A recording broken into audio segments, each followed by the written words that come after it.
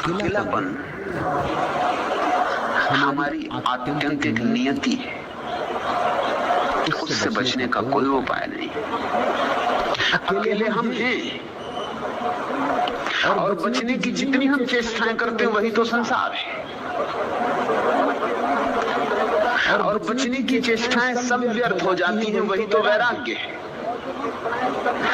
और जब हम बचने की सारी चेष्टाएं छोड़ देते हैं वही तो ध्यान है।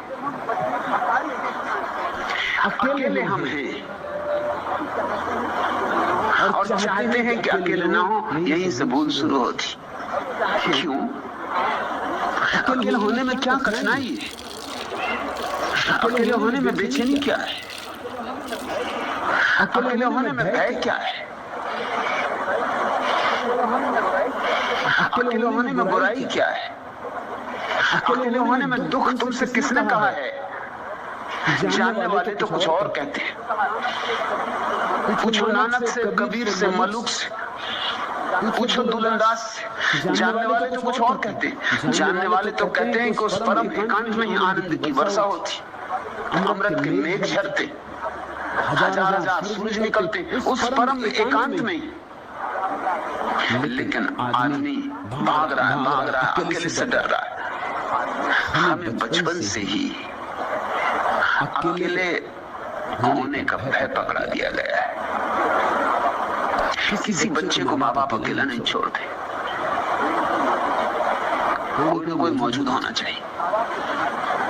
और माँ बाप को जरा भी ख्याल नहीं कि बच्चा 9 महीने तक पेट में बिल्कुल अकेला था, एक बार भी नहीं रोया, एक बार भी चीख पुकार नहीं मचाई, एक बार भी नहीं कहा कि मुझे बहुत डर लगता है।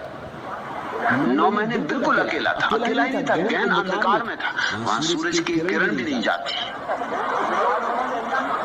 मगर मनोवैज्ञानिक कहते हैं कि वे 9 महीने ही बच्चे के जीवन में सर्वाधिक आनंद के दिन थे, और उन्हीं की याद के कारण आदमी मोक्ष की तलाश करता। मनोविज्ञान की तो ये व्याख्या है मोक्ष की तलाश की, कि वो जो 9 महीने बच्चे ने जाने परम एकांत शांति के और विराम के, उनकी स्मृति उसे पीछा करती, उसके अचेतन में अब भी वो याद सरकती, वे सुखद क्षण अब भी उसकी स्मृति में डोलते, वह सुवास अभी भी उसको घेरे रहती, और वो उसी की तलाश कर रहा है। मनोवैज्ञानिकों के हिसाब से तो मोक्ष की खोज गर्भ के एकांत शून्य शांत विराम की खोज। मनोवैज्ञानिक ये भी कहते हैं कि आदमी जो सुंदर सुंदर घर बनाता है वो भी उसी गर्भ की आकांक्षा में बनाए जाते हैं। अच्छा मकान बनाते हैं, अच्छा कमरा बनाते हैं, उसमें खूब फर्नीचर सजाते हैं, गद्दे गद्दियां लगाते हैं, जितना भी स्वागत करता हुआ मालूम पड़े, जितना भी विश्राम पूर्ण हो, उतना ही अच्छा लगता है। अमेरिका में तो एक नया प्रयोग चल रहा है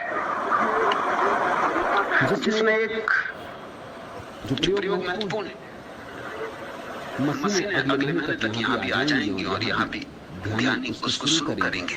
महत्वपूर्ण प्रयोग है। इस सदी में जो ध्यान की नई से नई प्रक्रियाएं खोजी गई उनमें से एक है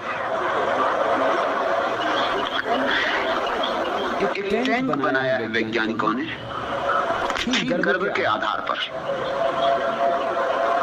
उसको जमीन के नीचे गड़ा देते हैं। गहन अंधकार होता है, उसमें साउंड प्रूफ होता है, उसमें कोई आवाज बाहर से भीतर नहीं आती। उसमें जो जल होता है वो ठीक वैसा ही रासायनिक होता है जैसा माँ के पेट में जो जल होता है जिसमें बच्चा तैरता है। माँ के पेट में जो जल होता है उसमें इप्सम साल्ट की इतनी मात्रा होती है कि बच्चा डूब नहीं सकता। जैसे तुमने सुना होगा यूरोप में डेड सी सागर है, उसको इसलिए मुर्दा सागर कहते हैं, तो उसमें कोई डूब नहीं सकता, उसमें मछली भी नहीं होती, क्योंकि मछली भी डूब नहीं सकती। उसमें मछली को होने के लिए डूबना तो जरूरी, वो पानी के भीतर रहेगी, उसमें कोई डूब ही नहीं सकता। उसमें इप्सम साल्ट की इतनी मात्रा है कि तुम बिना तैरने वाले को फेंक दो तो भी उसके ऊपर ही उतराता रहेगा।